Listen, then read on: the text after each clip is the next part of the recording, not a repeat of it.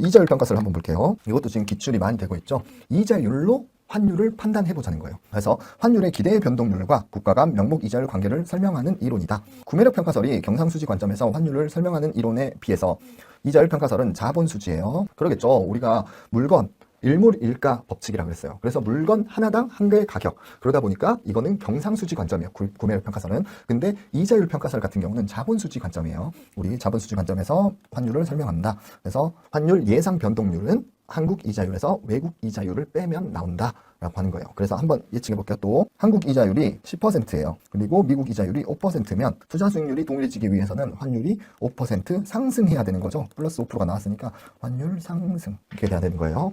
우리나라 이자율이 10%고 미국이 5%면 평가 절하가 돼야 되는 거예요. 평가 절하가 돼야 된다. 그게 맞는 거고, 왜 그러냐면 해외 투자의 예상 수익률을 생각해봐요. 요즘 뭐 지금 미국 주식 이런 거 투자하시는 분들도 많아요. 여러분들 그 생각을 해봐요. 아니면 여러분들이 미국 은행에 적금, 예금을 넣는다고 생각해봐요. 그럼 여러분들은 환율을 생각하게 돼 있어요. 그래서 해외 이자율이 내가 미국 은행에 저금하려고 했더니 5% 이자를 준대요. 그러면 나는 5%인데 환율이 미래 5% 평가 절하 될 것 같다. 그러면 저는 총 10%를 벌 수 있는 거예요. 평가 절하되면 5% 예상 변화율로 5% 더 벌 수 있는 거예요. 그래서 이 10%와 예상 수익률과 우리나라 이자율이 똑같아져야 된다는 거예요. 이자율 평가설은. 그래서 되게 특이하죠. 우리 외환의 수요와 공급으로 환율을 평가하는 게 첫 번째지만, 예를 들어 지금 구매력 평가설은 물가로 판단했어요. 그리고 이자율 평가설은 이자율로 판단을 한 거예요. 환율을. 그래서 국제금융시장에서 일물일가 법칙, 그러니까 우리나라에 저금을 하나 미국에 저금을 하나 똑같아야 된다는 거예요. 수익률은.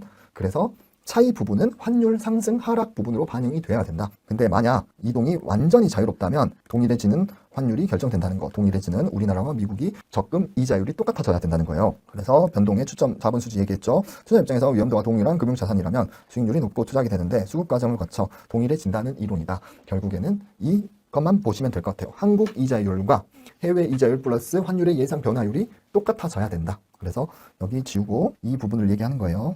그래서 여러분들이 이 부분만 좀 암기해 두시면 될 것 같아요. 다시 한번 적어드릴게요. 한국 이자율이 10%고 미국이 5%예요. 그러면 환율이 5% 상승해야 되는 거예요. 그래야 미국에서 5% 벌고 다시 원화로 바꿀 때 이득이 5% 있으니 한국 이자율은 10%와 똑같다는 거예요. 그래서 시작점은 어떻게 보면 구매력 평가설과 이자율 평가설이 똑같죠. 시작점은 일물일가의 법칙이 존재한다는 거예요. 근데 구매력 평가설은 경상수지 입장에서 보는 거고 이자율 평가설은 자본수지 입장에서 보는 거다. 그 차이만 있는 거죠. 그렇게 보면 되고, 이자율 평가설은 단기적인 변동의 설득력이 좀 높은 편이에요. 우리 물가라는 거는 우리 경상수지랑 자본수지 한번 생각해봐요.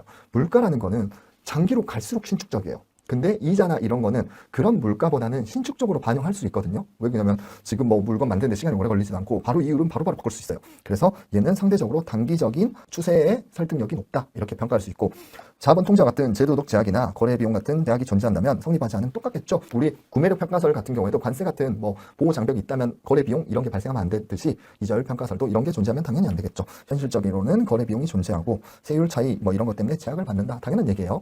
그러니까 이론적으로는 이런 거래 비용이 없다고 가정하면 한국에 저금을 하나 미국에 저금을 하나 수익률이 똑같아야 된다. 이게 출발점이란 얘기죠. 결국에는 거래 비용이 없다면